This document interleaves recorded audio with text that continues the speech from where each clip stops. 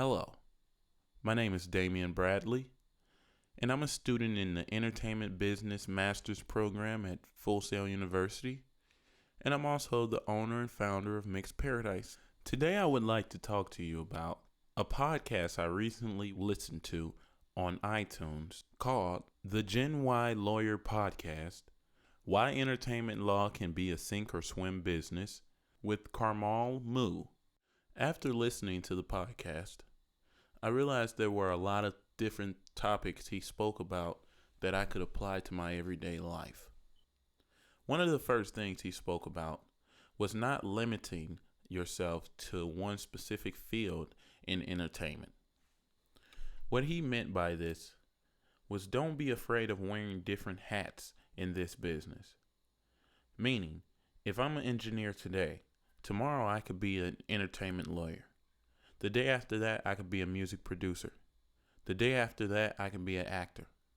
The day after that, I could go back and be a manager for a band in my area.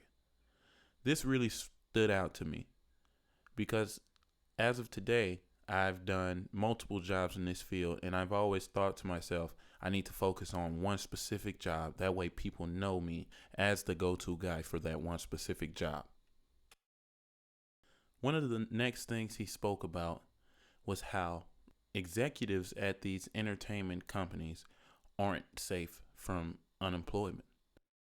In my mind, I always thought the guys who run these companies must be loaded with cash and they must never worry about anything because they run the industry.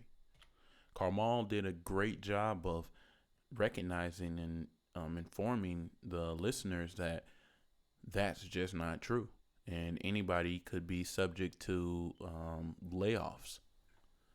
Karmal also, drew a lot of attention to searching and seeking whatever your calling is. He spoke about how him and a friend opened up a law firm, and maybe a few years after opening it up, his friend bailed on him because he felt like law wasn't for him. I'm a firm believer in never working a day in your life because you do what you love. I'm a firm believer in that because up until today I have done that. But now I'm seeking something more, something else that I like to do that I could build a career in. Karmal also spoke about making yourself more valuable in the industry. He was saying that we need to learn as much as possible. That way, when we are presented with job opportunities, we're overqualified for them, basically. Karmal also went back and said things change in this industry every day, and this spoke wonders in my mind. Knowing different guys who've went on and become music producers and signed with major record labels and just basically chase their dreams and reach them. I also know how fast those dreams can become nightmares. I also know how fast you can get the deal and then turn around and lose the deal. I also know how fast a manager or a label can trick you into doing the wrong thing. And I know how fast things change in this industry, how a trend can live for a year or it can live for an hour. One of the biggest things that stood out to me about this podcast was a short, maybe 2-minute snip of the podcast where he spoke about finding opportunities for yourself. And he said this right along with wearing different hats in the industry and not being afraid to learn more than you need.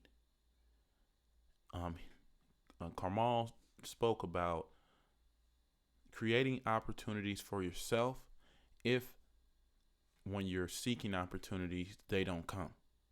We all know how tight kept this industry is. And we all know how hard it is to go out and find a job anywhere. And to me, this really says something because I've always had dreams of working for myself, and I've always had dreams of creating jobs for others. Probably the most valuable piece of information I learned from this podcast was when Karmal, towards the end of the podcast, Karmal spoke about building trust early on in your career.